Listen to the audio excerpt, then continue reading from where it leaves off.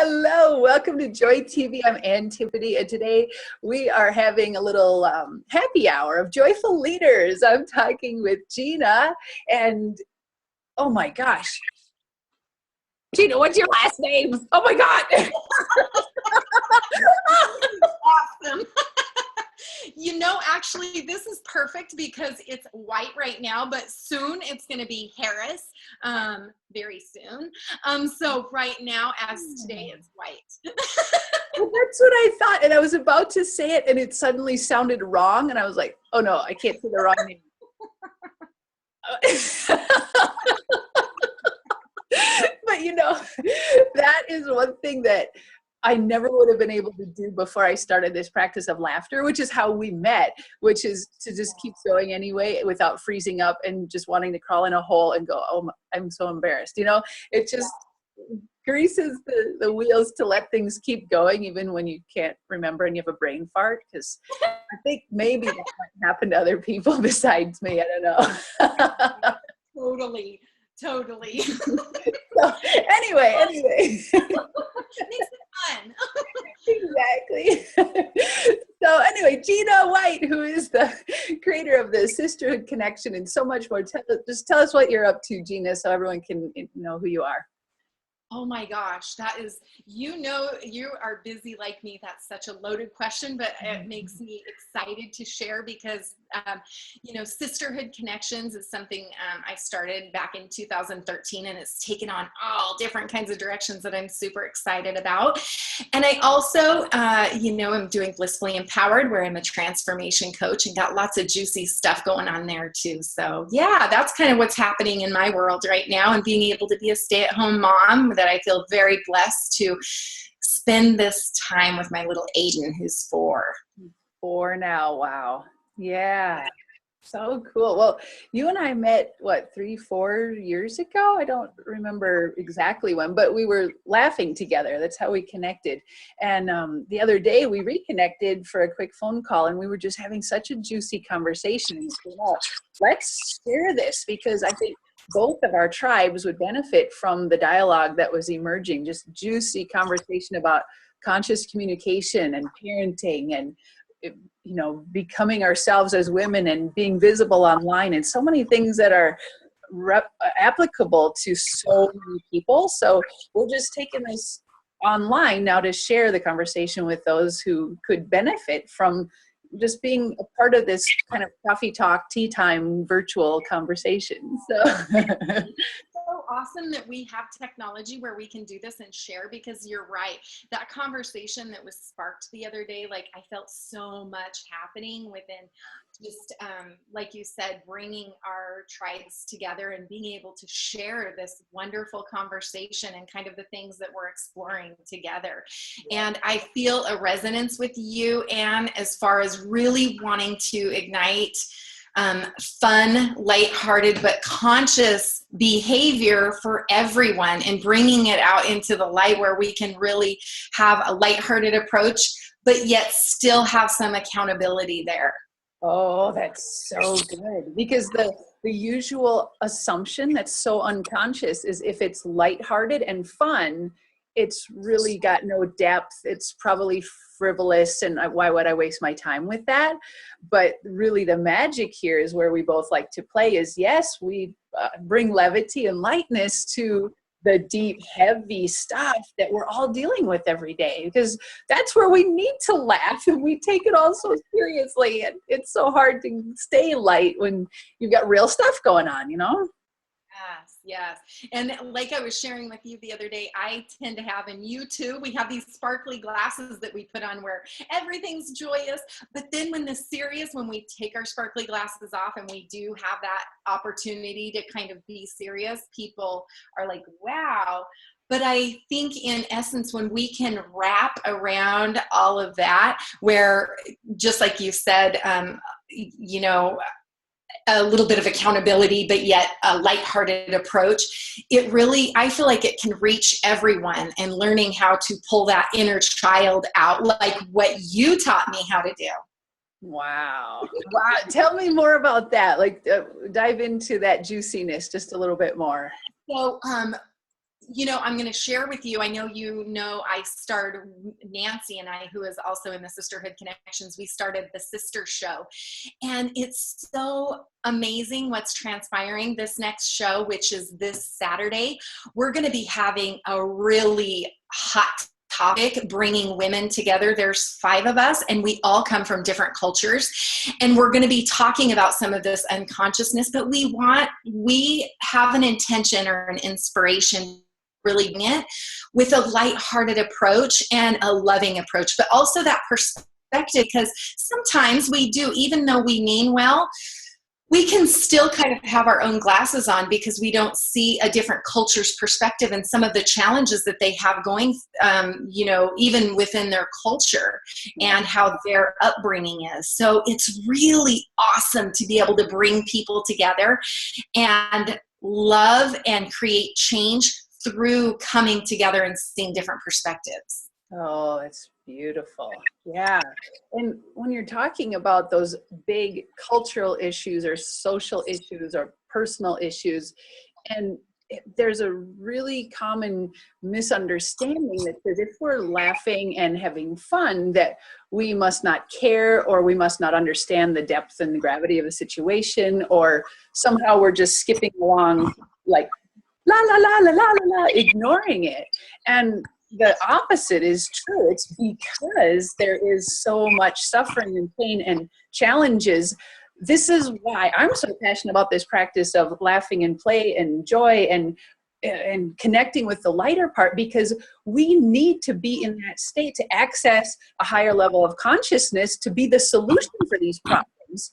And when we are diving into, I'm going to solve this problem, this is so wrong, this is just unjust, this is terrible, and we're coming from a place of rigidity and stress, we can't access our best selves, our best ideas, and the really divine inspiration that wants to flow through us to be part of an elegant solution. So the embodiment of the higher frequencies is at the heart of how we can show up for the heavy, dark challenges. But that's one thing that a lot of people are perhaps unconsciously judging when they observe lightness and levity and think, no, we've got serious problems. We got to be serious here, right? I mean, that's how I started.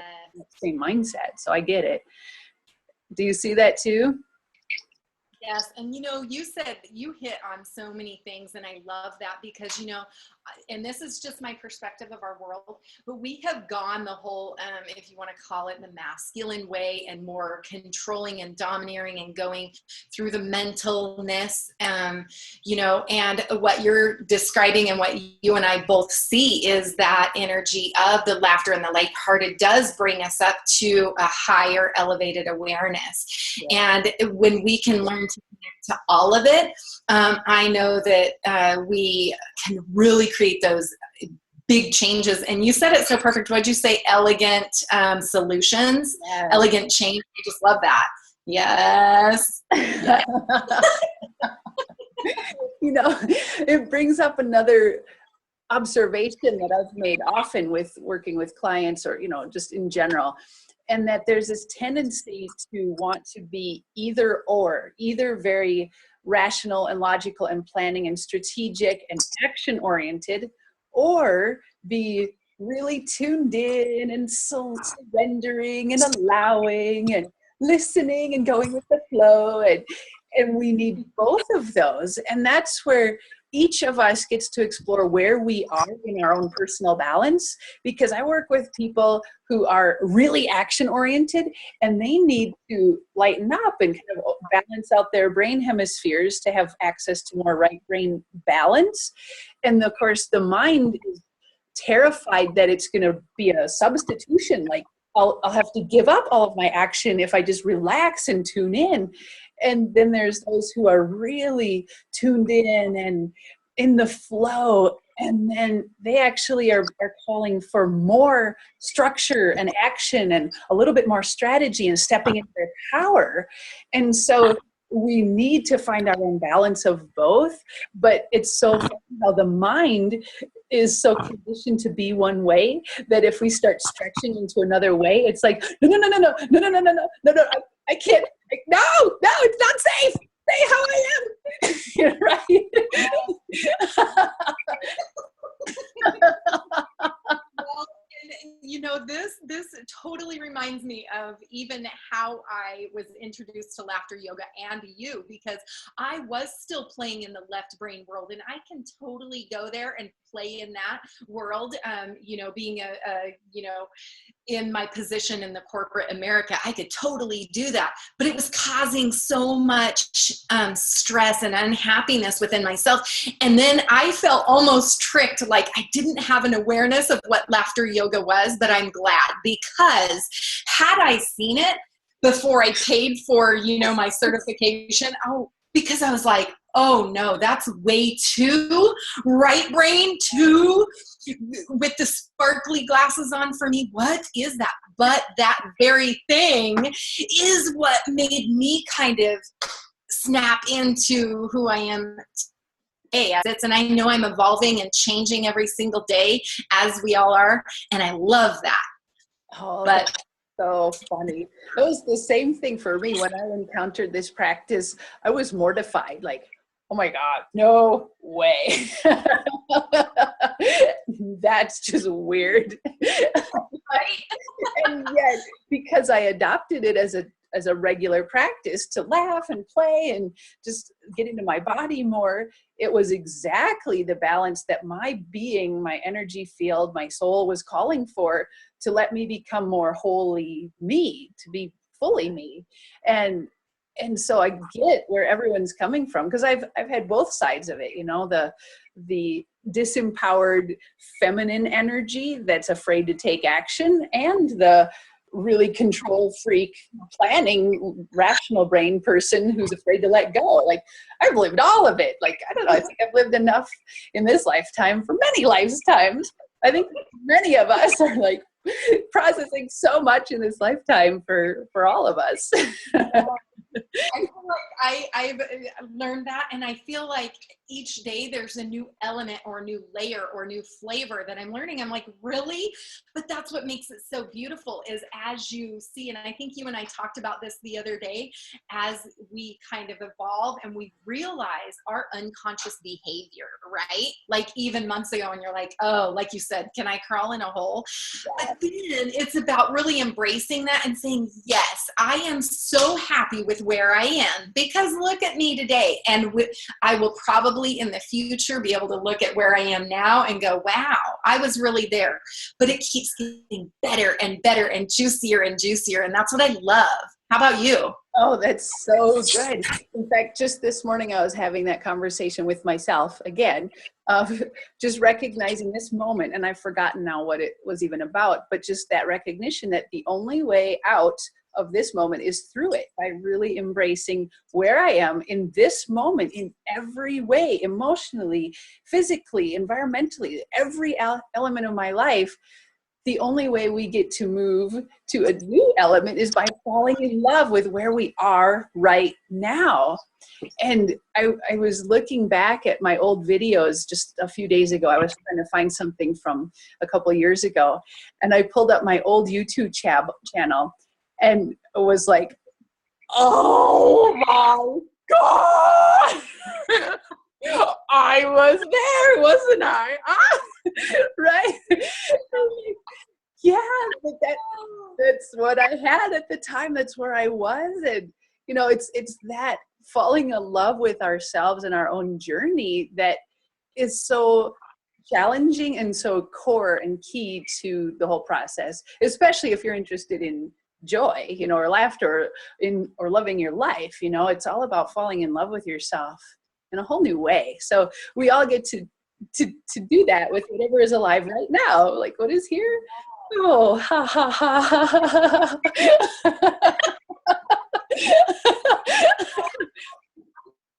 So relate to that, because I did the same thing. I pulled up old videos that someone had asked me, do you remember this? So it went on my YouTube channel, and I'm like, oh my gosh. And I can even look at myself and see the perspective, the paradigm of where I was. And although I appreciate it, but it's still that element of, oh man, look at this.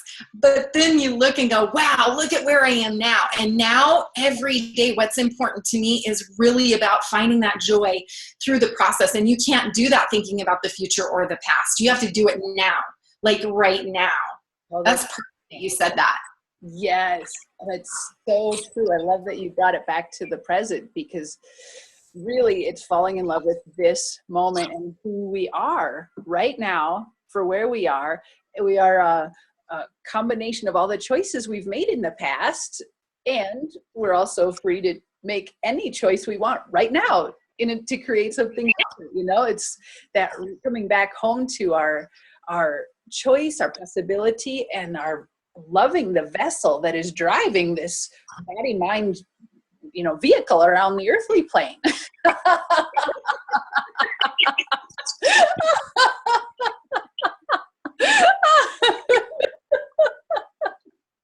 Oh my goodness. So I love it. And I'm sure people have never seen laughter yoga or experienced just laughing for no reason. They're probably going to watch this video and go, okay, what's so funny? Did I miss something? But you know, I remember in the beginning stages, like, how does laughter yoga work? Like, do you have to have a reason to even laugh? And you know, when you choose to laugh, like at yourself and life, and I think of the different perspective, and even how much lighter you take your own life. Like, it's really not that serious. Because I used to be a really serious person. Me too. I'm serious.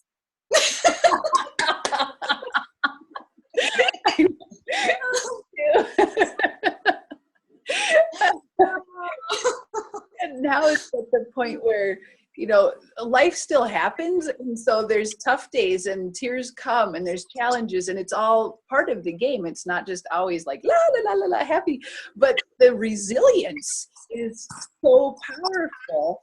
From me, just speaking personally, from having developed a practice of just laughing, choosing to laugh repeatedly as a spiritual practice, as a embodiment practice, ha ha ha. It's like now, when those moments come of, wow, I'm experiencing some really heavy emotion, the observer is there observing the sadness instead of being so consumed by, I'm so sad or stressed or whatever. It's just, oh, the body is experiencing sadness and anxiety right now. And we can allow that to happen, and it's okay.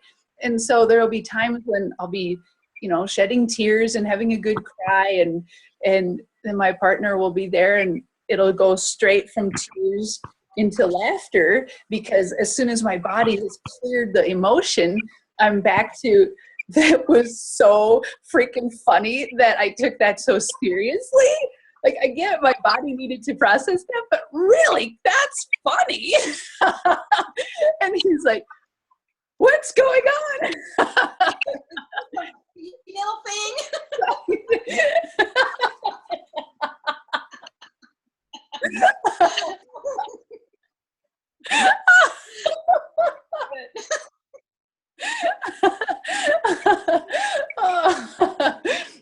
You know, that's one thing that I really didn't even put two and two together for a long time, until I'd been laughing for a while, and I recognized the power of that observer impact. Because when we go to laugh for no reason, it's just ha ha ha ha ha ha. And we're letting our body engage in expressing emotion and this physical practice of laughing.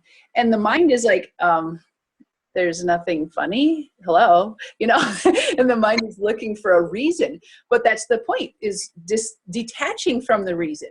And so what I realized is that the more I've laughed for no reason as a practice, there's been that strengthening of the observer in myself that's able to observe my body having emotional responses, starting with laughter.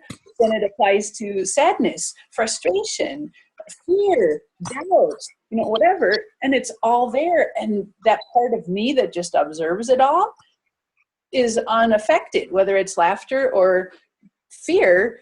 You know, it's just, oh yes, there is endorphins in my nervous system. Ha ha ha ha ha. The body feels light.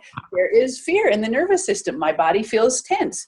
And it's always just being observed, which is tremendously liberating. It's total freedom, you know? And I think ultimately that's what so many are after. And yet the laughing is too weird, but it's like the perfect vehicle for, you know, the liberation from your emotional heaviness, you know? You find, what's Yes, your, and you know, yeah, that is part of our human experience, is being able to process all of the human emotions, right? But right, what I found, and what laughter has really offered to me, is really about being able to feel it, and like you said, being the best observer in your life, but also realizing that we don't have to stay in that state. But most of the time we are needing to allow ourselves to be there and be okay that we felt the way we did, because the feeling part, we can't control how we emotionally have an emotional response, right. but we can choose how we're going to respond as far as laughing through it. Yes, exactly. And that's where, when we've got the observer observing the emotion, the observer can also say, all right, I'm going to use some tools, even though I'm feeling scared, you know, and start tapping and doing your tools and your practices or whatever it is. You know, we can access our tools because the observer is observing, you know?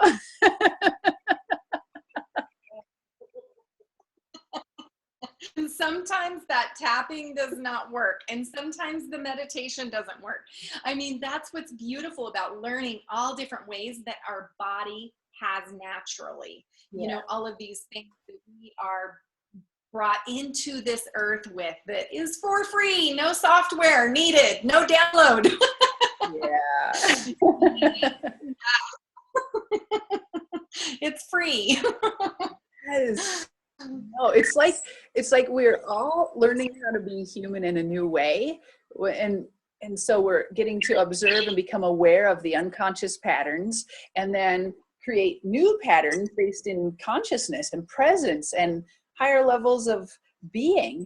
And with that, it's like this whole upgrade of our operating system, but we don't know how to do it. We have to learn how to operate our own bodies in a new way, and it's unique to every one of us. And so it's like, how do you work this thing? You know, it's been running on autopilot all these years.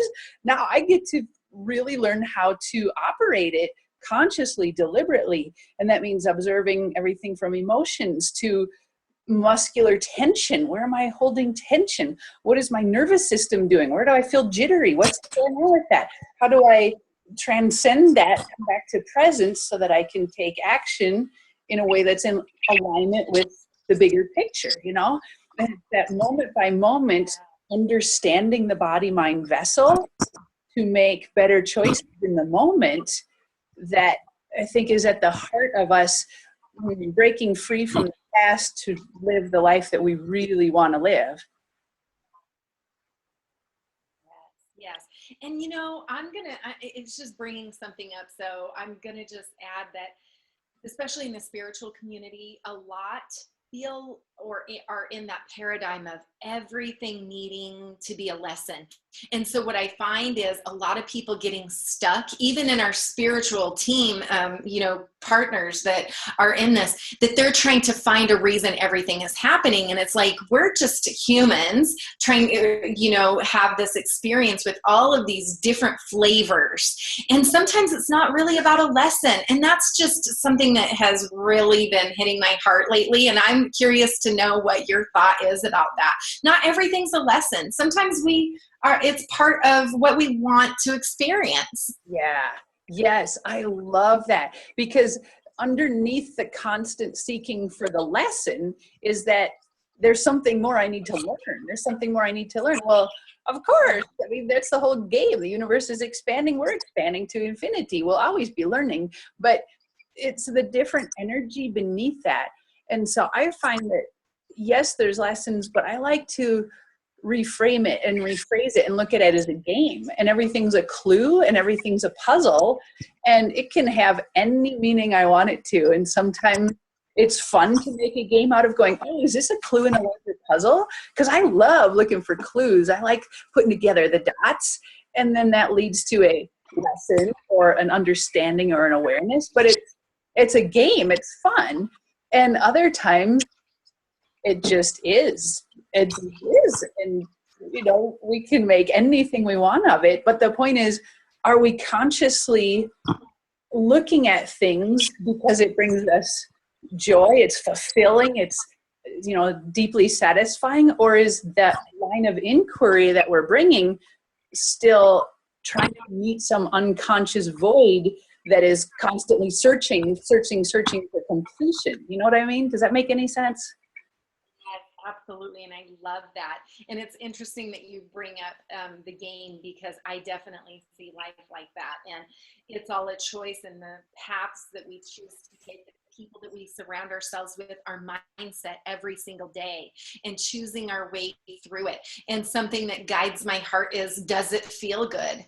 And, you know, am I doing this for other people, or am I doing this, you know, what space is it coming from? Is it coming from love?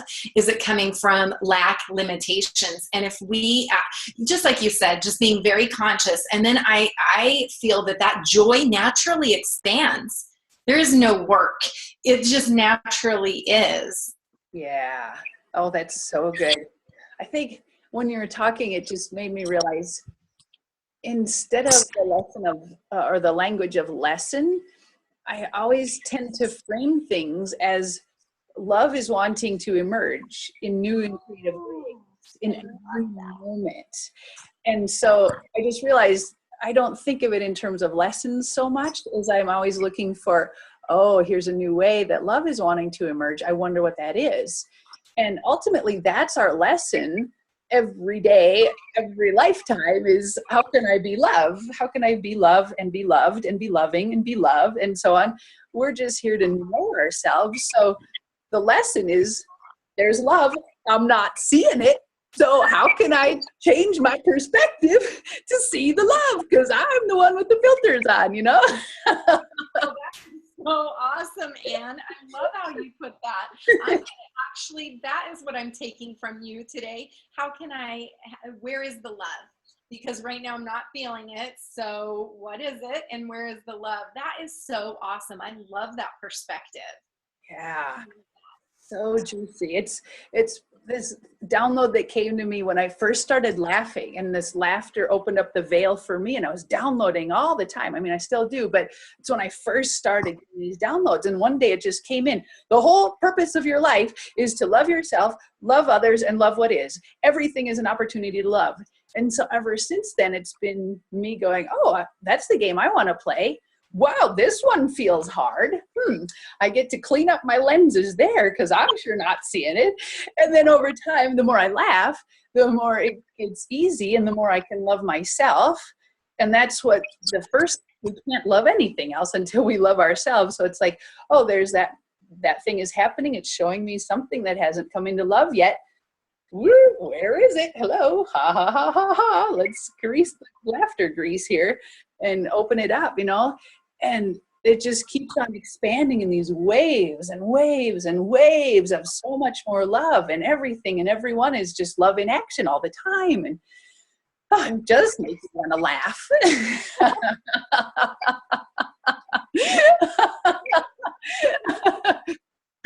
But then I get phone calls, you know, like, and there is no way that this is love in action. Let me tell you what's going on here. This is not love.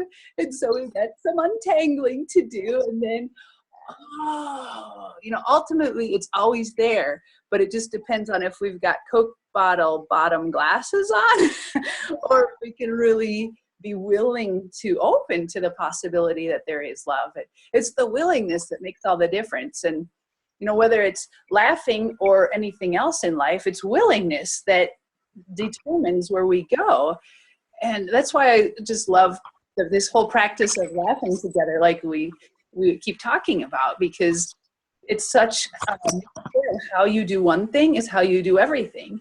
And if you're willing to laugh for no reason and invite your nervous system to relax and invite some other higher consciousness into your body by making space, then you're going to be willing for a lot more beautiful things too.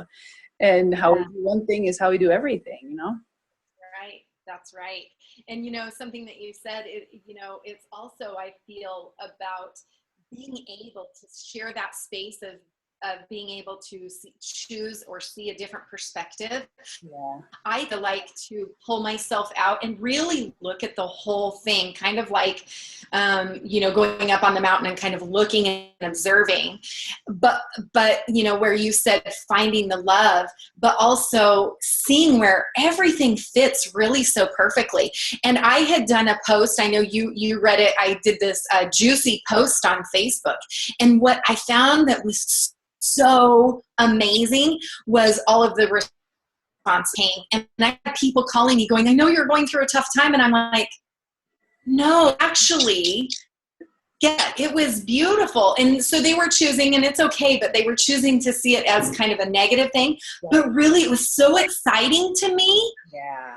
What was birthing, I felt change. I felt shifting. I felt a new wave of love coming through. Oh, but I also appreciated how they saw that it could be brokenness or it could be sadness. Mm-hmm. Although I did share some of those emotions. Yes. Yeah, exactly. Oh, that's so good. There's so much we could go into there. Like we could spend another hour just untangling many, many, many threads of that. But that vulnerability is what drew all of those responses, because everyone could relate at some level of the spectrum of all that you shared, because it was a full spectrum. And it's that ability to have the whole spectrum of emotion going on within you and be the space that's big enough to hold it all. And that's what you were doing. And not everyone can access the whole space, but they can see the part that they can relate to. And that's perfect, Yes. And what I love is and this is these conscious conversations that we're having, which is going to be my new show, is the Conscious Conversations with Coach G. And it's really about tapping into people. If you push them just a little bit, what more did it open their eyes to? What did it tap into that can shift something, like you said, to seeing the love? Yeah. And instead of seeing it as being attacked, okay, I'm noticing that, I felt some resistance there, but what does that mean? What is that? Oh, and then maybe you can find those other levels of what there, just like you said, in my post, there was very deliberate things with that, and accessing the whole and where you're at. It's always given where you're at in your journey, how you're going to perceive it. So yeah. And I think that's the funniest part of it, is that as each one of us comes home to taking 100% responsibility for how we perceive all of life, then we get to own it and just recognize, oh, I'm perceiving negativity, I'm perceiving patheticness, I'm perceiving, whatever it is we're perceiving, but it has nothing to do with reality at all, ever. It's all our filters, our perceptions. And as we claim our power and just own it and say, well, I'm perceiving this, and I'm present to this, and I'm perceiving this, that's where we really reclaim our power to play life as a game, because we're now free from the perception, or free from the story that this is real. Like, no, only my perceptions are real, and I can change those. Oh, look at that, I can see it differently. Take some practice, but you can, like, turn the dial.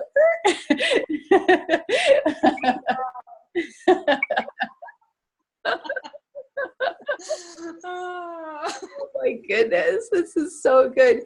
So tell me what you got. Even I find Go ahead. think you cut out a minute. I think our energy got, whoo!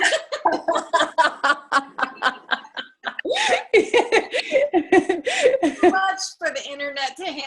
Yeah, apparently.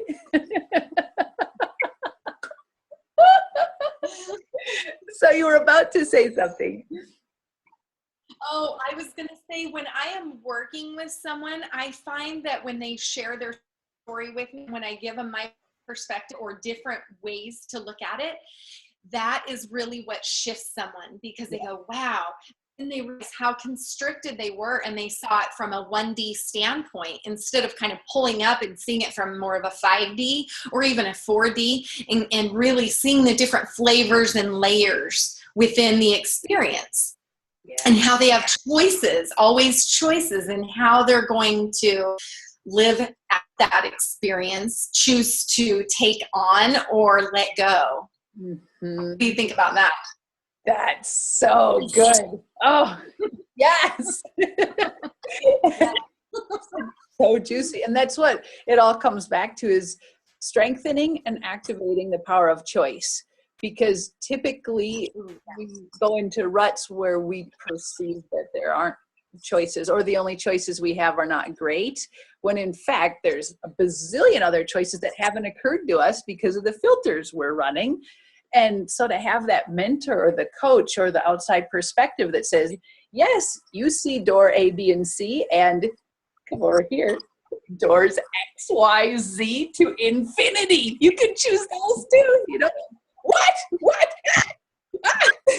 Too much. Being human cracks me up.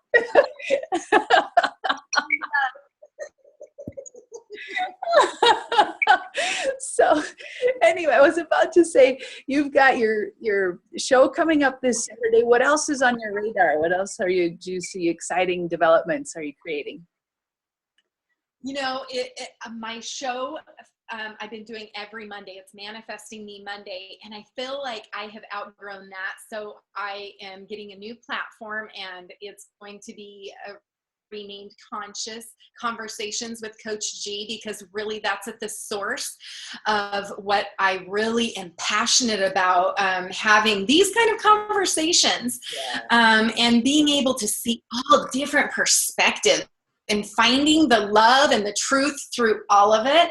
Because I really feel that, when we can get a broader perspective and learn to love everyone where they're at, that is really, and being able to share our stories, that is really, for me, at the foundation of change for our world. And that's what I can offer, me personally. Oh, beautiful. I love it. Yeah. So will that be something that people could call in and participate, or just listen, or both? Yes, probably watch. I'm working on getting a new platform, because right now I'm doing it through Google Plus, but as you know, so I'm working out the details, but I'm hoping by the end of April. And also I have my book that should soon be released, and it's 44 Days Returning to Love. And it's really a book about conscious, regaining love through conscious love, really about a couple, if you're having issues in your marriage, or even where the flame, you need that back. And it's a 44-day journey, and doing things every day. But the magical part, Anne, is really, it's kind of magical in the sense of, it's not even as much about the couple. You learn so much about yourself. Yeah. It's about learning those different perspectives and how it brings out and filters out in your relationships. So I'm really excited about that. Should be this month being released, so I'll be able to share that with the world. Yay, yes, keep us posted, send the links along. That's good stuff, because when you can change how you show up in a relationship, I know this has been my scenario for sure, as I change the dynamic of who I am in a relationship, it extrapolates into everything in my life. It's such a microcosm of the whole, and it's such a beautiful, potentially loving laboratory when you've got a conscious partner to co-create with, of really is supporting each other to be your best self in the relationship and in all of life. I can't wait to see your book. This is great. Yes, I'm super excited about it. Oh, good. Yes, well, I'll look forward to the links. So let's see, this coming week, I'm doing a 5-day joy challenge. So this is just a 5-day immersion for those who are curious about this practice of laughter or laughter meditation, but don't want to do too much. So we're doing this 15 minutes a day of laughter and meditation, and just aligning our mindset with miracle mindedness and opening to love and opening to possibilities and connecting with our faith and our ability to trust ourselves and trust life. We're just doing a 5-day quick jump in, laugh together, download, meditate, and go on for the day. So that is that's the next thing on my radar that's fun. Just those little baby steps of daily practices that help us align with higher consciousness. That's what I'm passionate about right now. So love that, and I can't wait to see more. I have always loved the authentic awesomeness that you bring and the flavor, because we were talking about flavors of ice cream. We're all different flavors and we're always evolving. At least I am. I used to be like mint chocolate chip. Now I'm like this Ben and Jerry's. Who knows? Is it cosmic? You gave me a name the other day, or someone did. They're like cosmic sparkly something. And I'm like, yes, yes, that's it. I love it. Oh, I love it. And it's so easy to laugh with you, Anne, and I love that. It's almost like you have this authentic way to give people permission through your laughter. And I don't know if you know that, but it makes it so easy. And I really appreciate that about you and what you offer to the world. So I'm looking forward to having many of these conversations with you, Anne. And I really, really appreciate even just being able to share this space today. I think we brought up lots of juicy things that we could talk, oh my gosh, all day about and laugh. Exactly.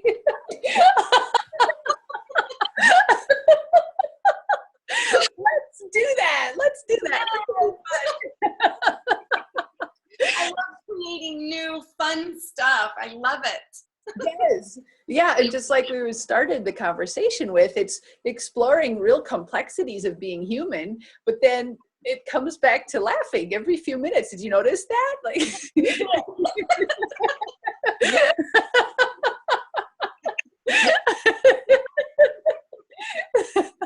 so we can all end with some laughter cleaning of our goggles through which we're viewing life. Like, woo, got the filters on. Ha ha ha. What's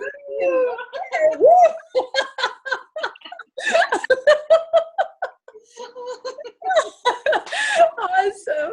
All right. Well, thank you so much for this time together, Jena. This has been rich and juicy, and we will plan to do it again. Yes. All right. Thanks for watching, everyone. Bye. Bye.